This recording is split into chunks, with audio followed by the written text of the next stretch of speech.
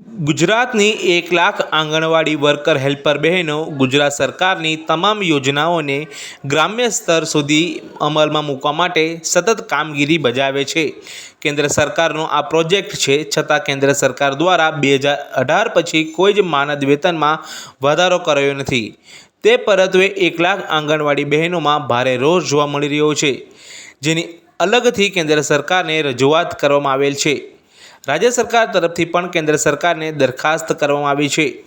ગુજરાત સરકાર દ્વારા 2023માં શ્રમજીવીઓના લઘુત્તમ વેતનમાં વધારો જાહેર કરેલ છે, જે ₹496 દૈનિક વેતન કરેલ છે. આંગણવાડી વર્કર હેલ્પરને લઘુત્તમ વેતન આપવું જોઈએ. ગણ માસના આંદોલન બાદ પણ સરકારે માંગણીઓનો ઉકેલ લાવ્યા નથી.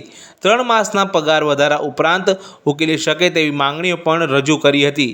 તે પૈકી એક પણ માંગણીઓ હાલ સુધી સરકાર દ્વારા મંજૂર કરવામાં આવેલ નથી, જેથી લઈને આજરોજ આંગણવાડી બહેનો દ્વારા સુરત જિલ્લા કલેક્ટરને આવેદનપત્ર આપી સરકારને રજૂઆત કરી હતી. જી, આપનું નામ? મારું નામ સીમાબેન શ્રીમાલવે, ગુજરાત આંગણવાડી કર્મચારી સંગઠનમાંથી અમે આવેલા છે. અમારી ટ્રેડ યુનિયન છે, એમાં આશા વર્કરો અને આંગણવાડી બહેનો સંયુક્ત રૂપે આજે લડતમાં આવ્યા છે. અમારી માંગણી દિવસ છે આજે. અમારા આશા વર્કરો બહેનો સાથે બહુ શોષણ થઈ રહ્યો છે.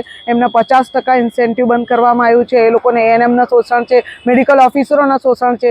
આ બાજુ અમારી આંગણવાડી બહેનોની સાથે બી ઘોર અત્યાચાર થઈ રહ્યો છે. એ લોકોને ના તો રજિસ્ટર આપવામાં આવે છે, ના તો નવા મોબાઈલ આપવામાં આવ્યો છે, અને કામગીરી દિવસે દિવસે વધતી જાય છે. પોષણ ટ્રેકરની કામગીરી, ઓટીપી લેવાના, એની અંદર એટલી ધાંધલી છે કે અમારા નામથી બીજા લોકો કોઈ પૈસા લઈ જાય તો બી અમારા માથે ભારે આવે છે.